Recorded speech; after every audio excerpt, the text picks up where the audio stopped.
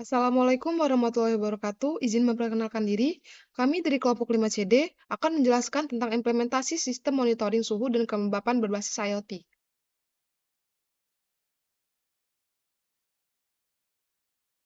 Anggotanya yang pertama ada saya sendiri, Ayu Fibri Suryanti dengan NPM 2217051013. Yang kedua ada Dafa Farhan Hakiki dengan NPM 2267051001. Yang ketiga ada Dian Prinata Masilaban dengan NPM 2217051137. Yang keempat ada Robi Hidayat dengan NPM 2217051053. Yang kelima ada Kasiti Nadia Arahma dengan NPM 2117051102. Latar belakang dari kami membuat ini adalah, dalam era modern ini, pemantauan suhu menjadi salah satu aspek yang sangat penting dalam berbagai bidang, mulai dari industri, kesehatan, hingga berumah tangga. Sistem monitoring suhu yang efektif dapat membantu dalam menjaga kualitas produk, memastikan kesehatan serta keselamatan, dan mengoptimalkan penggunaan energi, serta berguna dalam aspek lainnya. Dalam proyek kami ini, kami menghubungkan sensor suhu dengan jaringan untuk pengawasan real-time dan menggunakan software monitoring, yaitu aplikasi untuk menampilkan suhu alat ini.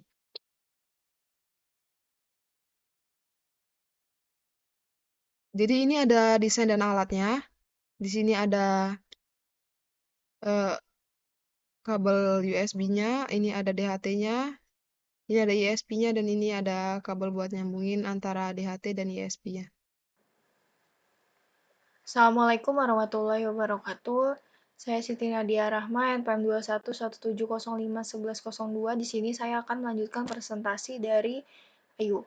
Di sini ada desain dan alat. ESP8266 adalah sebuah microcontroller yang memungkinkan perangkat ini terhubung ke internet melalui jaringan Wi-Fi. Unit ini memiliki pemrosesan yang kuat yang dapat menjalankan aplikasi serta modul Wi-Fi terintegrasi. Yang kedua ada Node MCU, sebuah papan pengembangan yang menggunakan chip ESP8266. Node MCU ini menyederhanakan pengembangan perangkat IoT dengan menyediakan lingkungan pengembangan yang mudah digunakan dan terintegrasi dengan perangkat lunak dan perangkat keras. Fungsinya berfungsi untuk menghubungkan dari sensor ke internet untuk mengirim data suhu dan kelembapan ke server. Terus selanjutnya ada sensor DHT. Sensor DHT adalah sensor digital yang terdiri dari sensor suhu dan kelembapan yang terintegrasi dalam satu modul. Fungsinya berfungsi untuk mengukur suhu dan kelembapan lingkungan. Selanjutnya, ada kabel jumper. Kabel jumper adalah kabel kecil yang biasanya terbuat dari kawat solid berlapis plastik isolasi. Kabel ini digunakan untuk menghubungkan komponen-komponen elektronika satu sama lain atau ke papan rangkaian seperti breadboard. Selanjutnya, kabel USB adalah kabel yang digunakan untuk mentransfer data atau daya listrik antara perangkat elektronik seperti komputer. Sekian, terima kasih. Oke, baik. Assalamualaikum warahmatullahi wabarakatuh. Saya Robi Hidayat dengan NPM 2217051053 dari kelas CD. Di sini saya akan menjelaskan kode program dari Arduino yang akan kami demonstrasikan selanjutnya. Jadi kami di sini membuat kode program pada Arduino dengan ESP 8266.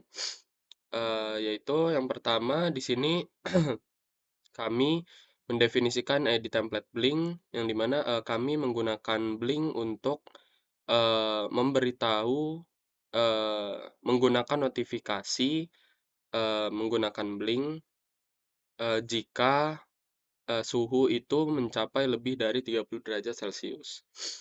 Jadi kami mendefinisikan ID, nama template, dan juga token autentikasi yang dimana ini akan terhubung kepada Blink.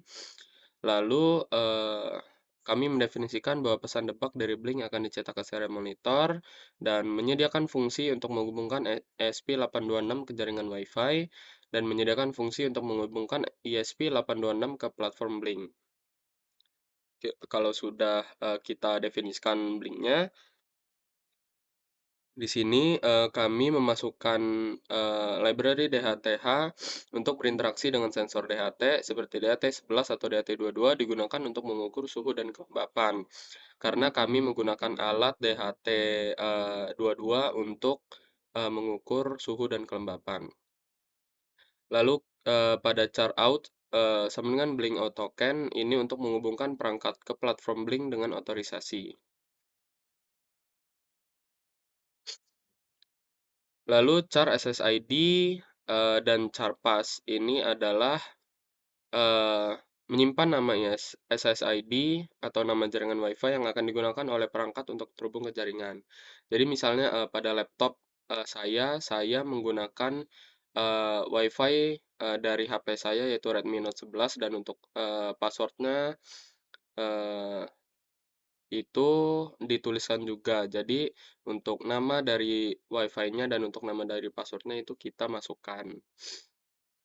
Jika sudah, kita akan mendefine dari DHT pin D5, DHT type, DHT11, dan juga DHT pin dan juga DHT type, yang dimana itu akan menentukan pin digital D5 untuk koneksi sensor DHT. Jadi nanti kita akan memasukkan pin digital ke D5 dan menentukan tipe sensor DHT sebagai DHT11. Lalu kita membuat objek DHT untuk mengakses sensor DHT yang terhubung ke pin D5 dengan tipe DHT11. Lalu kita masukkan Blink Timer untuk mengatur fungsi-fungsi timer di aplikasi Blink. Jadi misalnya untuk mengidentifikasi dari waktu atau timer dari Blinknya itu kita akan mengaturnya. Lalu untuk void setup, di sini ada serial begin 1152 digunakan untuk berkomunikasi antara perangkat seperti Node MCU dan komputer, memungkinkan pengiriman dan penerimaan data melalui serial monitor. Dan untuk kode program selanjutnya akan dijelaskan oleh teman saya itu Dava Farana Kiki. Assalamualaikum warahmatullahi wabarakatuh. Nama saya Farah Gigi dengan NPM 26501. Saya akan melanjutkan menjelaskan slide ke-8 sampai ke-10, yaitu bagian kode program. Oke, di sini yang pertama itu ada memulai koneksi ke Blink menggunakan token autentikasi.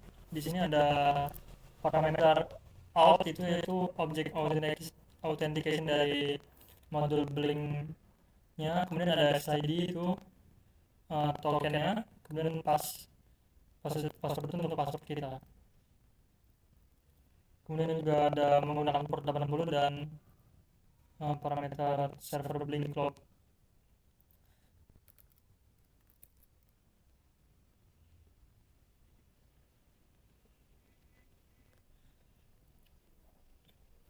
Nah, selanjutnya itu ada DHT begin, yaitu untuk inisialisasi sensor DHT untuk membaca suhu dan kelembapan.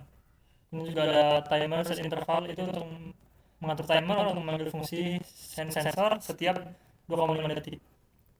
Selanjutnya ada function loop atau function utama kita, yaitu di situ memanggil blink run atau function blink run yang ada di slide sebelumnya, dan juga timer run yang juga ada di slide sebelumnya.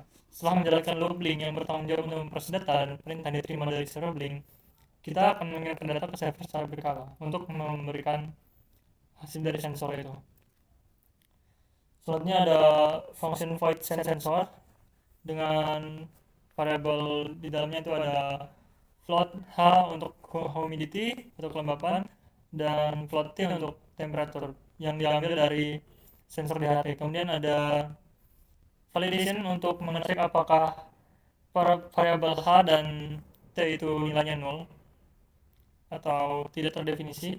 Jika iya, maka akan mengoutputkan log failure to read from DHT sensor dan mereturn.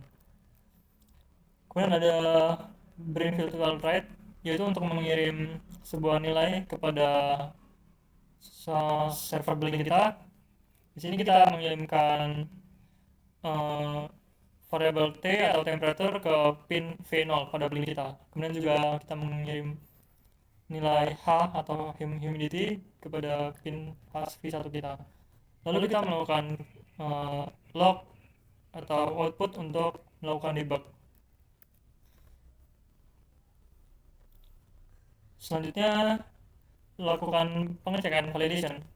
Jika suhu di atas 30, maka akan menampilkan event notifikasi dan alertnya itu adalah suhu di atas 30 derajat, atau mengirimkan pesan log ke server Blink yang menggunakan fungsi Blink log event yang berisi notifikasi bahwa suhu telah melebihi 30 derajat. Sekian dari saya akhiri. Wassalamualaikum warahmatullahi wabarakatuh. Perkenalkan, nama saya Dian Purnantama Silaban dan PM 217051137. Dalam video ini saya akan menjelaskan untuk demonstrasi dari implementasi proyek kami, yaitu monitoring suhu dan kelembaban. Nah, di sini bisa dilihat kami menggunakan ESP8266 kabel USB. Kemudian di sini ada DHT22 juga.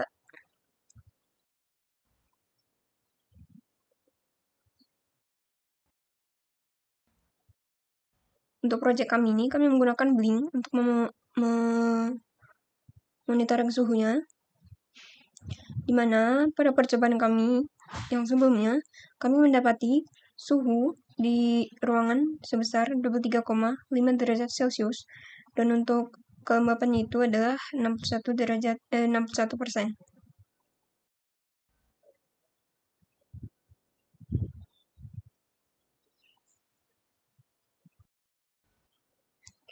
Nah, kami juga menghubungkan Blink di ponsel.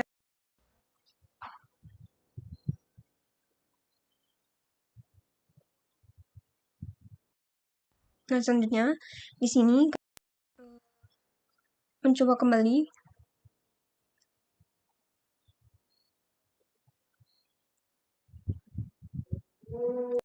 Nah, di sini kami menggunakan korek untuk menguji dari proyek kami ini. Nah, di sini kami menyalakan korek di dekat sensor DHT22 agar sensornya itu dapat mendeteksi suhu yang pastinya akan berubah karena korek api.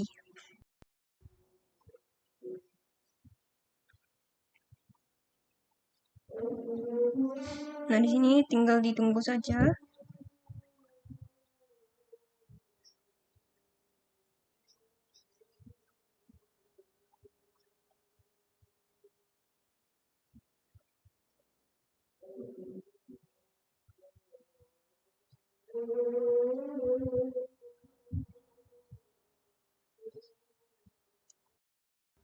Nah, di sini bisa dilihat bahwa setelah ditunggu beberapa saat, suhunya itu berubah menjadi 28,9 derajat Celcius, dan untuk kelembapannya itu sebesar 68%.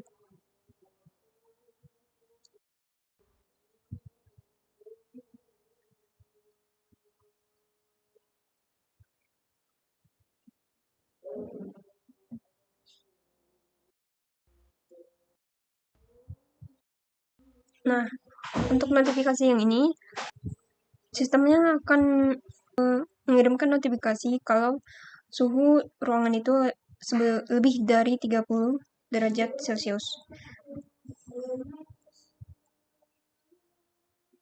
Nah, sekian untuk penjelasan video demonstrasi kami. Saya ucapkan terima kasih.